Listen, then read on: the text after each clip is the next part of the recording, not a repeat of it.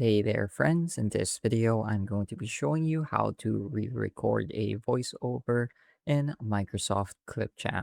So I've got a short video clip loaded into my timeline right here. And if we listen to it, we're going to be able to hear the voiceover. My Chuck, my Chuck, Chuck. So let's say you want to change the voiceover of a certain video. You want to re-record it. In that case, you would want to have the clip loaded into your timeline and we would want to replace the audio. So to start doing that, you can right click on your clip and then go to audio and then click on detach. So as you can see, the audio has been separated from the video and we can move it around, we can edit it, and we can also delete it entirely.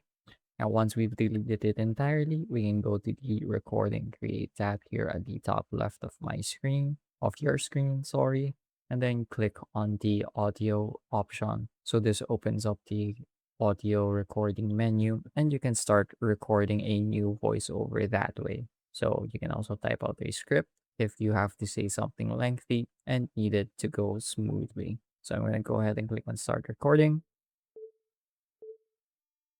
just to show you what it looks like. So this is a new audio recording. This is a new voiceover for the video I have inside of my timeline. Now, once you're done recording, you can go ahead and click on the stop and review button, which is the big square, big purple square, or you can also just pause it and take a break, maybe if you need to fix something as well. So I'm going to stop it now and it's going to start loading and you should be able to preview your audio recording right here just to show you what it looks like. If you're satisfied with the result, you can go ahead and click on save and edit.